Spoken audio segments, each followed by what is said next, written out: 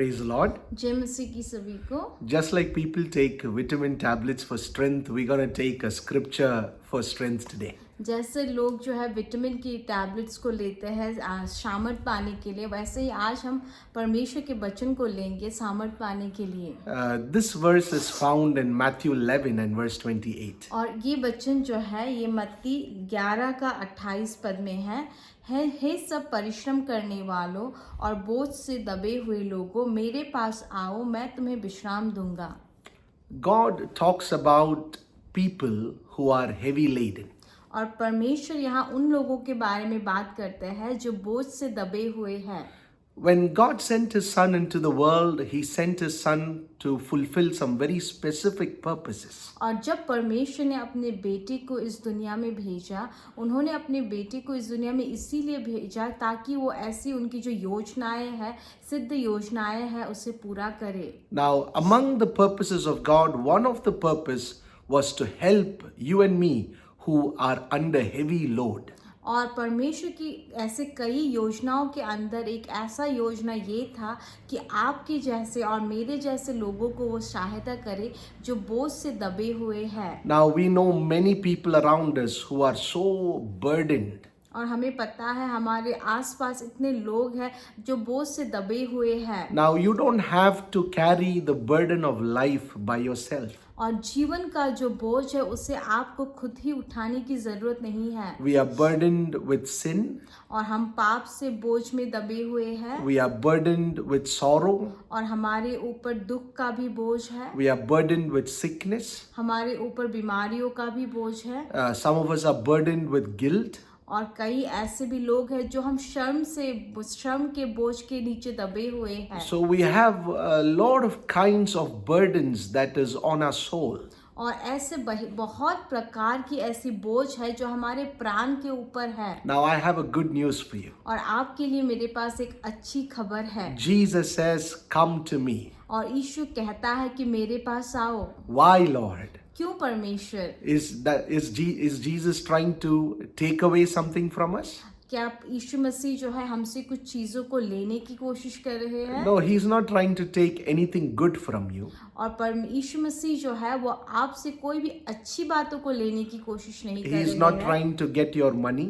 वो आपके पैसों के पीछे नहीं है, आपके पैसे आपसे लेने की कोशिश नहीं कर रहे हैं। He is not trying to come to you so that He would get some help from you. और आप यीशु मसीह आपके पास इसीलिए नहीं आ रहे हैं कि वो आपसे कोई मदद को पाए, But He's calling you to come to Him so that He can help you. और इसीलिए यीशु मसीह आपको उनके पास बुला रहे हैं कि वो आपकी सहायता करे। He wants to help you by unloading all the burden on you. और यीशु मसीह जो है वो आपको इस प्रकार से सहायता करना चाहते हैं कि आपकी जितनी भी बोझ है वो आपके ऊपर से वो उतारना चाहते हैं। Sin is like iron chains that binds a person. और जो पाप जो है वो एक लोहे की एक संगली जैसी है, लोहे की एक चेन जैसी है जो एक आदमी को बांध के रखता है। Drunkenness and lust and so many jealousy and so many other sins. और नशा और जो अभिलाषाएं है, किसी का जो है जेलसी करना, किसी के ऊपर जेलसी करना, ईर्ष्या करना, इस प्रकार की बहुत सी ऐसी पापे हैं। Jesus would deliver you. और यीशु मसीह आपको इन सभी से छुटकारा देंगे। All such burdens He will unload it off your shoulder. और इस प्रकार की सारी जो भी बोझ है वो आपके कंधों से वो उतार देंगे। And the Bible says, "I will give you rest." और वचन ये कहता है कि मैं तुम्हें विश्राम दूंगा। Notice Jesus says, "I'm going to give it to you. You don't have to earn it. I'll give it to you." और ध्यान दीजिए यहाँ यीशु मसीह ये कहता है कि मैं तुम्हें वो दूंगा, उसे तुम्हें कुछ करके कमाने की जरूरत नहीं है, मैं तुम्हें उसे मुफ्त में दूंगा। You don't have to fast and pray for 40 days. और तुम्हें उपवास देखने की कोई जरूरत नहीं है 40 दिनों तक। You don't have to walk on your knees for 10 kilometers. और आपको जो है घुटनों पे 10 किलोमीटर तक चलने की जरूरत नहीं है। You don't have to climb upon some mountain and do some special prayer.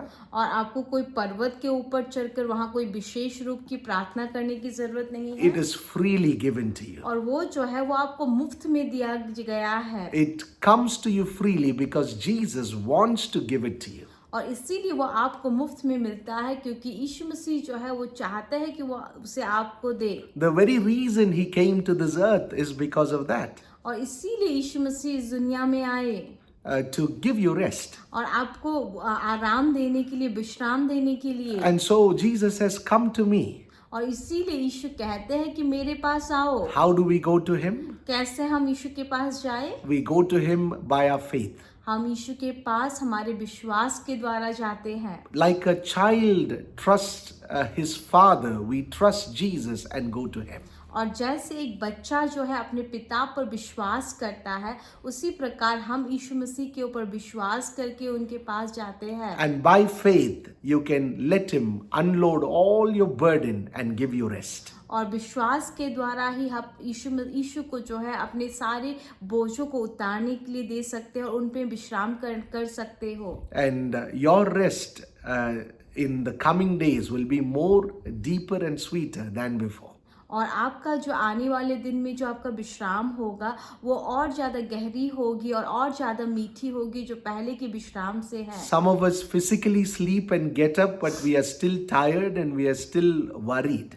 और हम में से ऐसे लोग हैं जो सो जाते हैं, सोकर उठते हैं, फिर भी हमें एक थकान है, फिर भी हम चिंतित रहते हैं। But when Jesus gives you rest, लेकिन जब यीशु आपको आराम देगा, विश्राम देगा, your body's rest will become more sweeter because your soul is resting. और आपका शरीर का जो विश्राम है वो और ज़्यादा मीठा होगा, क्योंकि आपका जो प्राण है वो विश्राम कर रहा है। May he take away your sickness, your sorrow and all your difficulty. और वो जो है आपकी सारी बीमारियों को, आपकी सारी चिंताओं को, सारी कठिनाइयों को ले ले।